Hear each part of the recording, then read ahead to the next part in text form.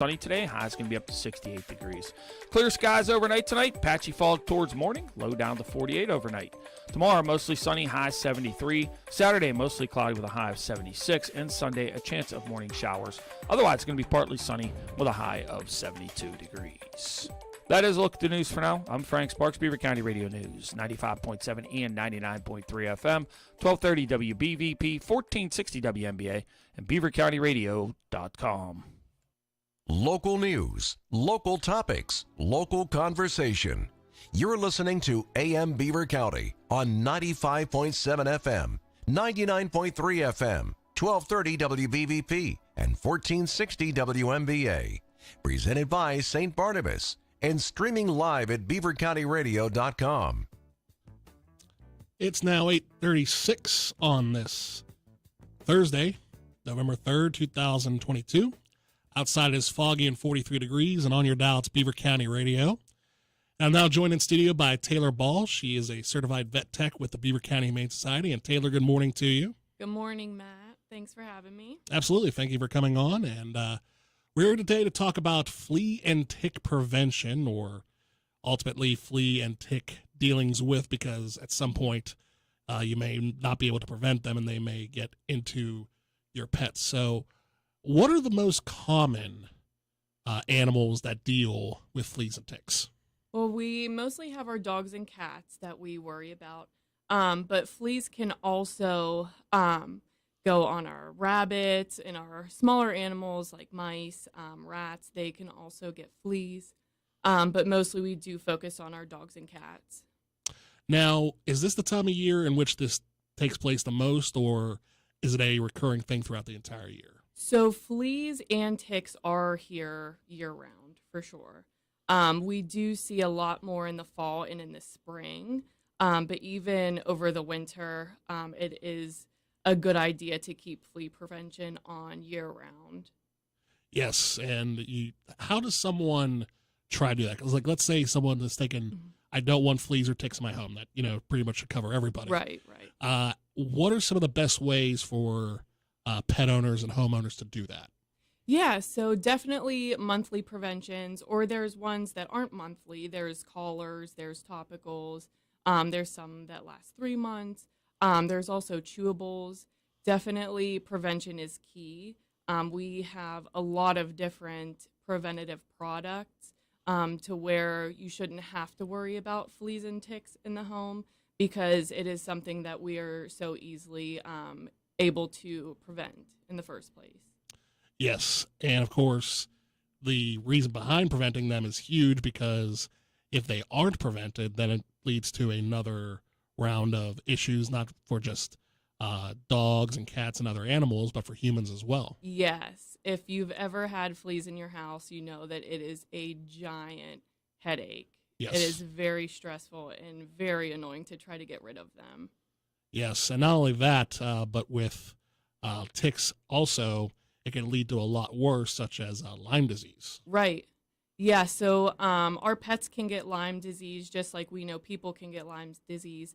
And, we can bring in ticks, and our pets can too. And then even if they're not getting on the pets, they can then jump onto us, jump on the kids, and we definitely don't want that. How many people are affected by Lyme disease in Beaver County? Well, people, I'm not sure, but I do have the statistics from the Companion Animal Parasite Council for dogs that have been tested in Beaver County. And for the testing, there were 6,436 dogs tested for Lyme disease, and 806 of them were positive. So that comes down to about 1 in 8 dogs. And you have to remember that that's only dogs that have been tested. We know that there are many animals that have not been tested through their vet clinics that could be positive, that just aren't registered in that statistic there. Now, does the Humane Society require that animals get tested through, do they test all the animals that are within the Humane Society regularly? We do. So we test, well, not necessarily for Lyme disease unless they're symptomatic. So a lot of dogs can be asymptomatic. Now we do test for heartworm, And then we also make sure that we're using good flea and tick preventative and heartworm preventative on our animals in the shelter. What is heartworm for those who don't know? Yes. So heartworm, I feel, is something that needs to be talked about a lot more. So heartworm disease, do you know how dogs get heartworm? How it's transferred? Don't. Yeah, so it's actually through mosquitoes, which a lot of people don't know, which obviously we have tons around here. Mm-hmm. And it actually, the adult, so it transfers the larval stage into the animal when it sucks the blood, and then the adult worms actually travel into the heart, into the valves where they become adults, and they basically clog the heart. It's a very big thing. And a lot of animals do die from this or die from complications of this. But again, this is something that we do have preventatives for. So it's another very important preventative that should be used on animals. We're talking with Taylor Ball. She is a certified vet tech with the Beaver County Humane Society. Now, Taylor, talk about these preventatives. How can pet owners obtain these preventables on a regular basis? Yeah, so there's a lot of over-the-counter preventatives that you can get, and there's also prescription ones that you can get from your veterinarian. The ones that you're going to get as prescriptions, they are a little bit better than what you're going to find over-the-counter most of the time. So one in particular is NexGard, that is a prescription product. Now, NexGard, it's a monthly chewable, and it does prevent fleas and ticks, and it starts killing the fleas within 4 hours of giving it, which is huge. And then it actually kills 100% of adult fleas within 12 hours. So that is awesome. And also, if you do use the heartworm preventative, that's kind of a sister product to NexGard, which is HeartGuard, then that is also working as a monthly dewormer also. And then with the NexGard and the flea and tick preventative, it also 100% of dogs that were on NexGard were fully protected from Lyme disease, which is huge. That is huge. That is huge. Now, one thing I did want to ask you, like, let's say somebody has a pet, or there's a pet in the Humane Society that ends up getting fleas or ticks, or ends up getting Lyme disease. Where does your position as a certified vet tech come in to help the animal out? Sure. So every time that an animal comes into the Humane Society, we do a thorough exam. We check for fleas, ticks, and things of that nature. And if they do have fleas as they're coming in, because most of the time, once they're already there, we have them on preventative, so we're not seeing that recurring. But when they come in, if they do have fleas, we give them a tablet, which is called Capstar, that you can get over the counter. But it's just a tablet, and we give it to them, and it starts killing the adult fleas within 30 minutes. Now, that is not a preventative product. It's more of an instant killing product. But for those that come in with live fleas, it's very helpful to start that process of getting rid of them by killing the adults and then putting the preventative on to prevent them from having more eggs and hatching into adults. Now, is that the main reason that the fleas tend to spread, is because of the hatching of the eggs, that they spread real quick? Yeah, so you have to think of the life cycle of the flea. Now, there's actually a good kind of funny cartoon miniseries on YouTube called The Amazing Life of Fleas, and it's from Dr. Michael Dryden, which is a professor for veterinary parasitology at Kansas State.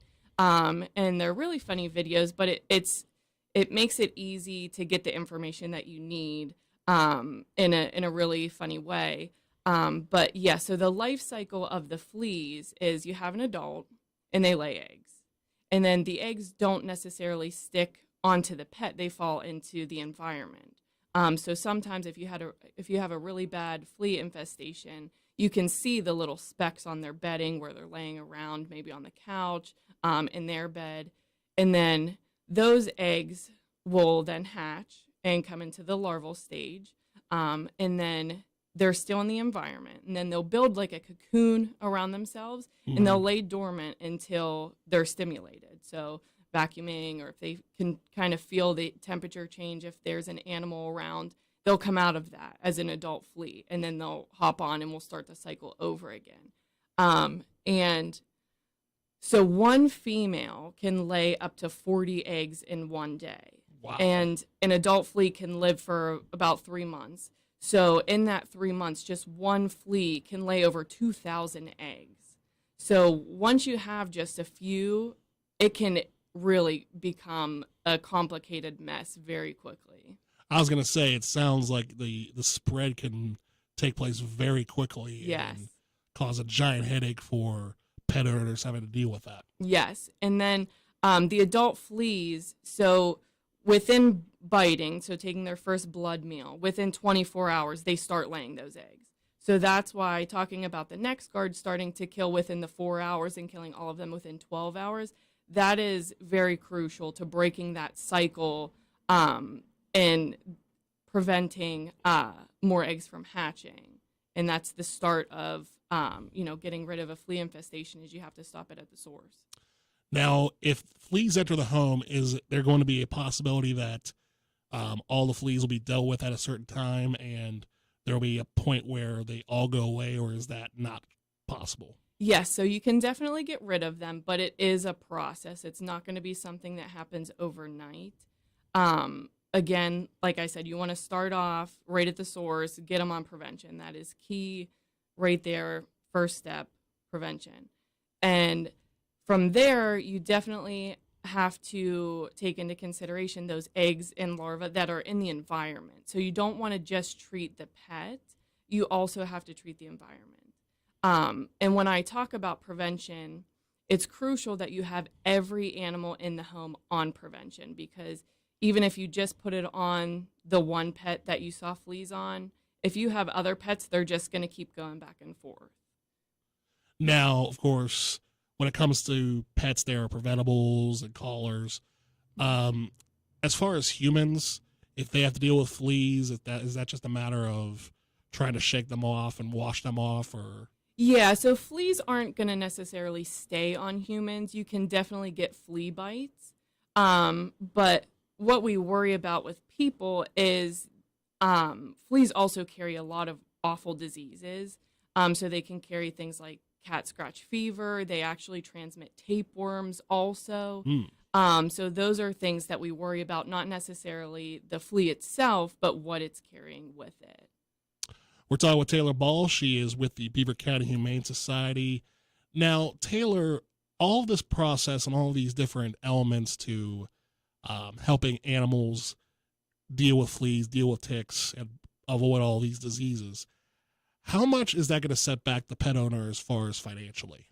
So financially, the way you have to think about it is, prevention usually costs, a good quality is about $8 to $22 a month, which really isn't bad when you think about it. No. And then if you do end up with a flea infestation because you didn't have them on preventatives, that is where all your money is going to start leaning into.